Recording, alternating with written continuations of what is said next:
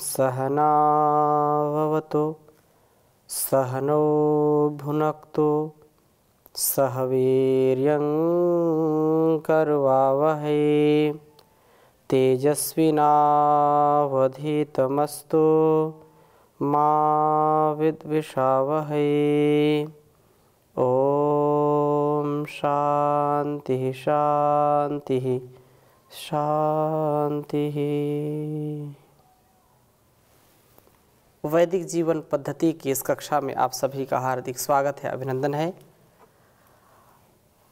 ऋग्वेद के तृतीय मंडल का हम स्वाध्याय कर रहे हैं और तृतीय मंडल के अंतिम सूक्त अर्थात 62वें सूक्त का स्वाध्याय, जो बहुत ही सारगर्भित और बहुत ही हमारे जीवन की जो प्रगति है, जो सद्गति है, उसके लिए महनीय उपदेश किया गया है इन वेद मंत्रों में। और उस परमात्मा के प्रति हमारा जो कृतज्ञ भाव है, जो हमारा एक भक्ति का, श्रद्धा का, निष्ठा का भाव है, वो उत्तरोत्तर वह बढ़ता रहे, जिससे हमारे गुणकर्म स्वभाव दिव्यता से बढ़ते रहें और हम जीवन के लक्ष्य को प्राप्त करने के लिए सतत आगे ही आगे बढ़ते जाएं, अबाध गति से। विघ्न बाधाओं को, जो विघ्न हमारे इस अध्यात्म के पथ पर, इस कल्याण के पथ पर, इस आत्मोत्कर्ष के पथ पर जो भी बाधाएं हैं, उन सब बाधाओं को हम पार कर जाएं। हमारा जीवन तेजस्वी हो, हम तेज को धारण करें और उत्कृष्ट मार्ग पर चलें। मार्ग तो बहुत हैं, यात्राएं अलग अलग ढंग से लोग करते हैं, अलग अलग मार्गों का चयन करके करते हैं, परंतु जो अच्छा मार्ग है, सच्चा मार्ग है, जिस मार्ग का आलंबन लेकर के हमारे ऋषि मुनियों ने अपने जीवन को जिया है, उस जीवन को जो पूरे समष्टि के लिए दिव्यता का आधान कराने वाला है, दिव्यता अर्थात जो पवित्रता है हमारे जीवन में, जो परस्परता है, एक दूसरे के प्रति त्याग की भावना है, एक दूसरे के प्रति सहयोग की भावना है, उस भावना को उदार मना बन करके, उदार भाव से युक्त हो करके हम जब सेवा करते हैं, हम संसार की प्रत्येक जो कल्याणकारी कर्म उनमें संलग्न होते हैं, तो हमारा जीवन श्रेष्ठ हो जाता है। तो बहुत सुंदर वेद मंत्र है आज का। मैं प्रथम वेद मंत्र लिखता हूँ, फिर चर्चा करूँगा। गुरु मंत्र गायत्री जो हमारे जीवन में प्रकाश लाने का एक साधन है, तो इस वेद मंत्र में जो 3 महाव्यहर्तियाँ हैं उनको छोड़ करके तत्सवितुर्वरेण्यम से आरंभ किया है। तो इसको हम देखेंगे। ओम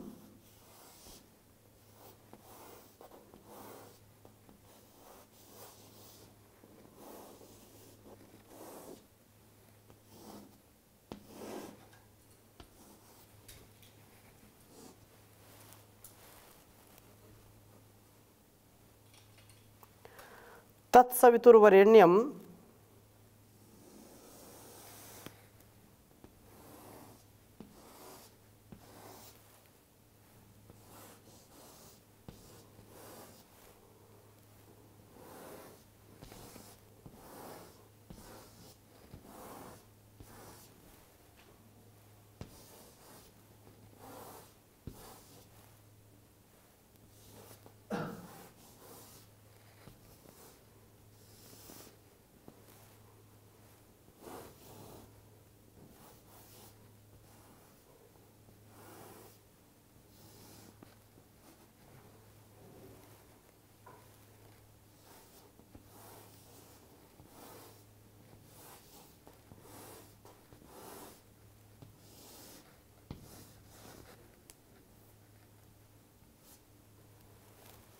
भर्गो देवस्य धीमहि।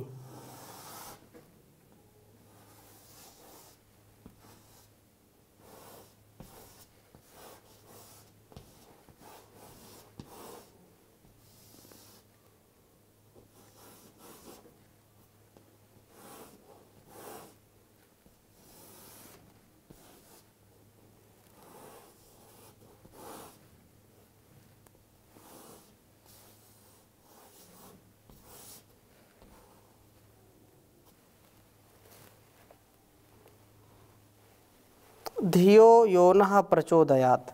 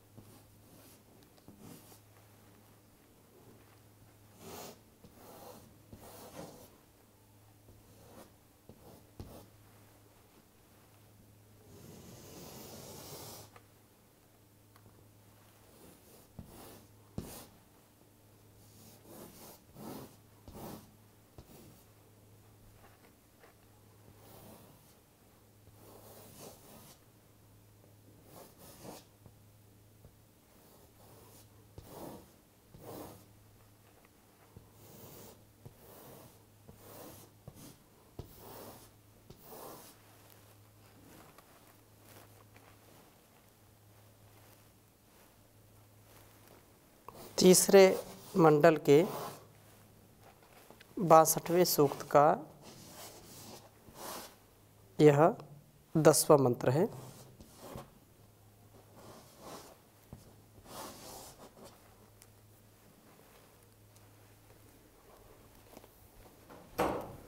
ओम तत्सवितुर्वरेण्यं भर्गो देवस्य धीमहि धियो यो नः प्रचोदयात्। ओम तत्सवितुर्वरेण्यं भर्गो देवस्य धीमहि धियो यो नः प्रचोदयात्। वेद मंत्र बहुत ही प्रसिद्ध है और घर घर में, जन जन में इसका महत्व विशेष रूप से सब जानते हैं। गुरु मंत्र गायत्री जो हमारे लिए अत्यंत प्रेरक, अत्यंत हमारे लिए महनीय जो जीवन है उसके लिए हमको प्रोत्साहित कर रहा है यह मंत्र। इसमें जो भूः, भुवः और स्वः तीन जो महाव्याहृतियाँ हैं इस मंत्र में नहीं हैं, और गुरु मंत्र जो गायत्री होता है उसमें तीन महाव्याहृतियाँ होती हैं। तो यहाँ पर सर्वपोषक प्रभु का जो गुणगान करता है और उसकी आज्ञा का पालन करता है उसके विषय में बहुत सुंदर चर्चा की है। कहा चासौ सविता तत्सविता, तत्सवितुः अर्थात उस प्रसिद्ध व्यापक प्रेरक व उत्पादक देवस्य सब व्यवहारों के साधक व प्रकाशमय प्रभु के वरेण्यम भर्गः वर्णीय तेज को धीमहि हम धारण करें, उस तेज का ही ध्यान करें। प्रकृति के दृष्टिकोण से सविता उत्पादक हैं, जीव के दृष्टिकोण से वे प्रेरक हैं और हृदय रूपेण प्रभु जीव को प्रेरणा प्राप्त करा रहे हैं। इसी प्रकार से प्रकृति के दृष्टिकोण से देव सब व्यवहारों के साधक तथा सब क्रीड़ाओं को करने वाले हैं। जीव के दृष्टिकोण से वे प्रकाशमय हैं। हृदय स्थ रूप जो है, हृदयस्थ रूपेण वे ज्ञान का प्रकाश करा रहे हैं। उस परमेश्वर के तेज को हम धारण करें।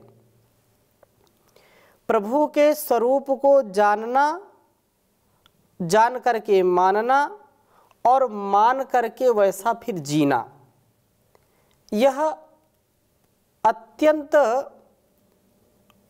उपाय हमारे दुखों की निवृत्ति का।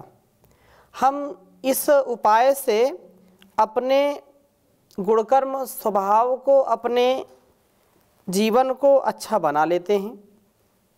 अतः यहाँ पर यह जो उपदेश किया जा रहा है कि हमारा जो जीवन है उस प्रभु की भक्ति के अनुसार जिए, हम उसके अनुसार हम अपने जीवन को बनाएं।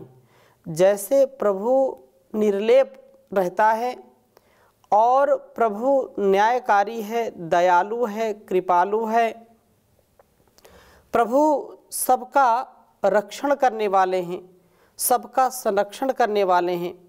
प्रभु प्रकाश स्वरूप हैं, दूसरों को प्रकाश देते हैं।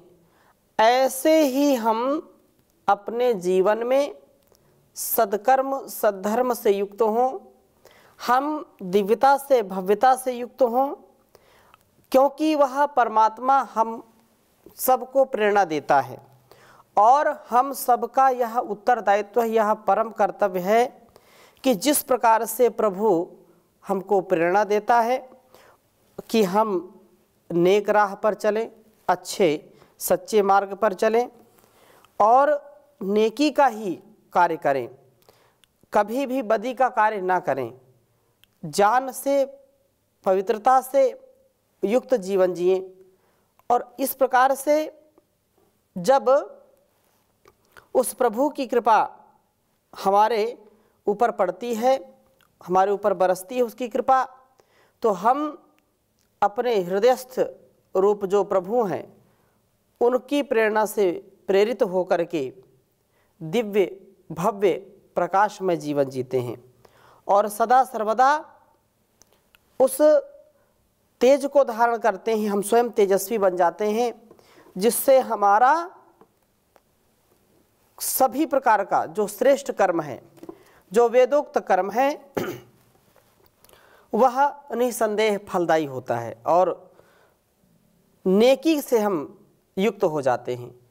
क्योंकि जो प्रेरणा दे रहा है परमात्मा, वो कभी भी किसी भी परिस्थिति में, चाहे उसकी कोई निंदा करे, चाहे कोई उसकी स्तुति करे, चाहे किसी भी स्थिति में उसको रखे, परंतु परमात्मा का जो अटल नियम है, जो न्याय है, वो कभी भी अपने न्याय धर्म से, अपने दयालुता से, अपनी कृपालुता से, अपनी उदारता से विमुख नहीं होते हैं। ऐसा हम दिव्य जीवन जिए, ज्ञान के प्रकाश से आलोकित होकर के, प्रकाशित होकर के जीवन को जिए कि संसार का चाहे कुछ भी, कोई भी व्यक्ति हमारी हानि करना चाहता है, हमको अच्छी स्थिति में नहीं देखना चाहता है और वो हमारे साथ अलग अलग ढंग से क्रियाकलाप करता है, अलग अलग ढंग से हमारा अहित चाहता है, तो भी जितना हमारे अंदर प्रकाश हुआ है, जितना हमने जाना है, उसी के अनुसार जीने का प्रयास करें। तो उस प्रकाश से जो लोग अंधकार हमारे जीवन में लाना चाहते हैं, उस प्रकाश से वह अंधकार दूर हो जाएगा और व्यक्ति जो अहंकारी बन करके हमको परेशान करते हैं, उनका अहंकार भी चूर चूर हो जाएगा। इस प्रकार से यह जीवन वृक्ष जो बहुत ही सफल होना चाहिए, प्रबल होना चाहिए, सुफल जीवन होना चाहिए, फल सहित होना चाहिए, तो वह हो जाएगा। बहुत सुंदर लिखा है, नेकी के कर्म कमा जा रे दुनिया से जाने वाले, नेकी के कर्म कमा जा रे दुनिया से जाने वाले, यह तन तेरा तरवर है, नेकी एक क्षीर सागर है, इस तरवर के फल खा जा रे दुनिया से जाने वाले। दुनिया से तो एक दिन जाना है, परंतु हम जाएं दुनिया से तो कुछ लेकर के जाएं। ऐसे तो भौतिक पदार्थ कुछ नहीं लेके जा सकते हैं। हमारा कर्म ही, हमारा संस्कार ही हमारे साथ जाने वाला है। तो यदि हम प्रकाश से युक्त जीवन जिएंगे, प्रभु की प्रेरणाओं से युक्त जीवन जिएंगे, तो यही हमारे साथ जाएगा और कुछ जाने वाला नहीं है। इसलिए कहा है, यह धन यौवन संसारी है, बस 2 दिन की फुलवारी है। यह धन यौवन संसारी है, बस 2 दिन की फुलवारी है, कोई खुश रंग फूल खिला जा रे दुनिया से जाने वाले, नेकी के कर्म कमा जा रे दुनिया से जाने वाले। तुझसे धन अंत छूटेगा, जाने किस राह लुटेगा। दुनिया से यह धन छूटेगा और जाने किस राह लुटेगा। इसे परहित में तू लगा जा रे, दुनिया में जाने वाले। इसे परहित है तू लगा जा रे, दुनिया से जाने वाले।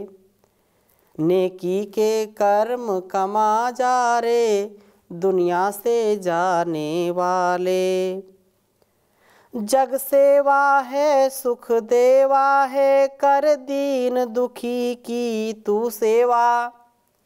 जग सेवा है सुख देवा है, कर दीन दुखी की तू सेवा।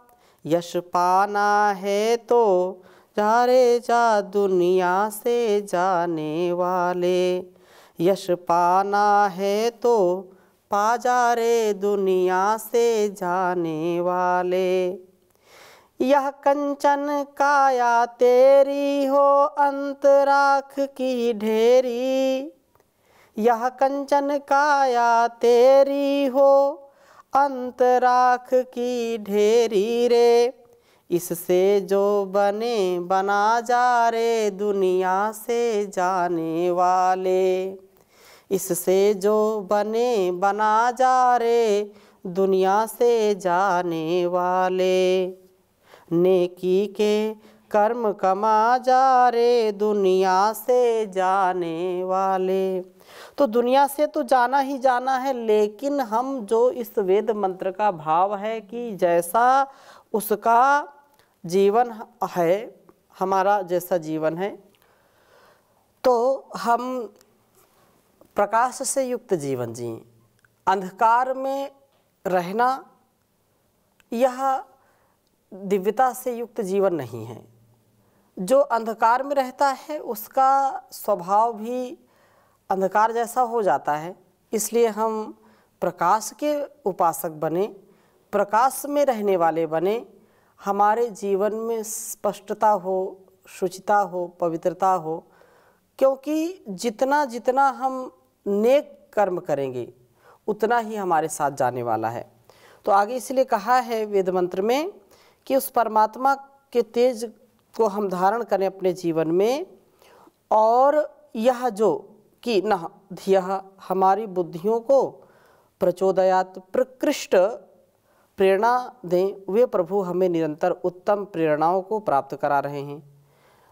इन प्रेरणाओं के अनुसार चलने से ही हम प्रभु के तेज को धारण कर सकते हैं, उनके तेज को आत्मसात कर सकते हैं। हम प्रभु का तेज धारण करने वाले बनते हैं जब तक हम उनके उपदेश का, उनके द्वारा दी गई प्रेरणाओं का सम्मान नहीं करेंगे, उनके बताए गए मार्ग पर नहीं चलेंगे, तब तक हम तेजस्वी नहीं बन सकते हैं, प्रकाश से युक्त नहीं बन सकते हैं। इसलिए यदि अपने मन में, अपनी वाणी में और अपने कर्मों में, अपने शरीर में यदि दिव्यता का, भव्यता का आधान करना चाहते हैं, तो सबसे बड़ी बात यह है कि हमको छोटी छोटी बातों जो हमको स्वार्थ में ले जाती हैं, स्वार्थ की ओर हमको फंसाती हैं, तुच्छ स्वार्थों को छोड़ करके हमको जो आत्म प्रेरणा है, हम सब जानते हैं, छोटे से बच्चे से भी आप पूछिए कि सत्य बोलना चाहिए कि झूठ बोलना चाहिए, वो बोलेगा सत्य ही बोलना चाहिए। उससे पूछो चोरी करना अच्छा है या बुरा है, बताएगा चोरी करना अच्छा नहीं है। यदि उससे पूछें कि अपने से बड़ों का सम्मान करना चाहिए कि अपमान करना चाहिए, बताएगा सम्मान करना चाहिए। कहने का आशा ये है कि इतना सामान्य सा ज्ञान, इतनी परिपक्वता तो छोटे से बच्चे में अबोध जो है, थोड़ा सा जो बोलने भी लगता है, थोड़ा सब समझने लगता है व्यवहार को और भाषा को समझने लगता है, उससे भी आप पूछेंगे तो इतना ज्ञान तो उसको हो ही जाता है कि हमारा व्यक्तित्व कैसा होना चाहिए, कृतित्व कैसा होना चाहिए। तो कथनी और करनी में हमारा भेद ना हो, हम कथनी और करनी को एक जैसा समझें और उस एकता में हम अपने स्वरूप को, अपने दिव्यता को, अपने आत्मस्थ हो करके, अपने आत्म संयम में रह करके, आत्म प्रकाश से युक्त होकर के जीवन को जीने वाले बने, तो जीवन वास्तव में हमारा बहुत ही पवित्र हो जाता है। जीवन का जो लक्ष्य है प्रभु के तेज का धारण हो हमारे जीवन में, यह लक्ष्य हमें सदा उत्कृष्ट मार्ग पर चलने की प्रेरणा देता है और देता रहेगा। हम कभी भी पतित नहीं होते हैं, कभी भी हमारा कितना भी कोई अपमान कर दे तो भी हम कभी पतित नहीं होते। छोटी छोटी बातों में हम अंधकार में चले जाते हैं, हम उस प्रभु के प्रकाश को नहीं धारण कर पाते हैं। किसी ने थोड़ा सा अपमान किया तो हम निराश हो गए, हताश हो गए। ये सबके जीवन में है, लेकिन कुछ लोग अंधकार से तत्काल बाहर आ जाते हैं। उसने हमको ऐसा कह दिया, उसने ऐसा कह दिया, उसने हमारा मान नहीं किया, उसने हमको नमस्ते नहीं की, उसने हमको कुर्सी नहीं दी, उसने हमको पानी नहीं पिलाया, उसने ऐसा किया, उसने वैसा किया, और ऐसा ऐसा हम विचार करके फिर और मन ही मन और दुखी होते रहते हैं। हम दूसरों की वस्तुओं की आकांक्षा करते रहते हैं, दूसरों के द्वारा देने वाले मान सम्मान की कामना करते हैं। ये दुख का कारण है। हम अपने स्वकर्तव्य को, स्वधर्म को, स्वकर्म को अपने जीवन में उतारें। जैसे प्रभु उस परमात्मा ने संसार को बनाया, चाहे उसको कोई गाली दे, चाहे कुछ भी करे, निंदा करे, स्तुति करे, पूजा करे या अपमान करे, कभी भी वो जो दे दिया दे रहा है, लगातार दे रहा है। कभी ऐसा नहीं कि कोई उसको भला बुरा कहे और उसको वह धूप पानी गर्मी देना बंद कर दे, ऐसा बिल्कुल नहीं है। वो अपना कर्तव्य करता ही रहता है। ऐसे ही हम अपने जीवन को प्रभु के प्रकाश से युक्त करें, प्रभु के प्रकाश को अपने जीवन में धारण करें, और कभी भी इस संसार के लोक व्यवहार के जो कष्ट देने वाले तथ्य सत्य होते हैं उनसे हम बचें, कष्ट को नष्ट करने वाले बने। कष्ट से युक्त नहीं, कष्ट से मुक्त, अंधकार से युक्त नहीं, प्रकाश से युक्त जीवन जिए, तो निसंदेह है हमारा अतिशय कल्याण होगा। और इसमें कभी भी हमारा अहित नहीं है, सदा हित ही हित है। तो हम प्रभु की इस प्रेरणा से ओतप्रोत हों। प्रभु के द्वारा दी गई यह जो सौगात सबसे बड़ा है, वही सबसे जीवन की जो उन्नति है, जो धन है, ये सबसे बड़ा धन। इसलिए हर श्वास में हो सुमिरन तेरा, यूं बीत जाए जीवन मेरा। हर श्वास में हो प्रभु सुमिरन तेरा, यूं बीत जाए जीवन मेरा। तेरी पूजा करते बीते सांझ सवेरा, हर श्वास में हो सुमिरन तेरा, यूं बीत जाए जीवन मेरा। नैनों की खिड़की से पल पल तुझको मैं बिठाऊं, नैनों की खिड़की से पल पल तुझको मैं निहारूं। मन में बैठाऊं तेरी आरती उतारूं, ढाले रहूं तेरे चरणों में डेरा। यूं बीत जाए जीवन मेरा। जो भी तेरा प्यारा हो वो मेरे दिल को प्यारा हो, जो भी तुझको प्यारा हो वो मेरे दिल को प्यारा हो। मेरे सिर का ताज मेरी आँखियों का तारा हो, सब में निहारूं रूप तुम्हारा। यूं बीत जाए जीवन मेरा। प्यार हो सत्कार हो इतवार हो तुम्हारा, सुखी भी हो सारे और याद हो इशारा। हो आत्मा पर तेरा ही घेरा, यूं बीत जाए जीवन मेरा। यूं बीत जाए जीवन मेरा। ओम शांति शांति शांति।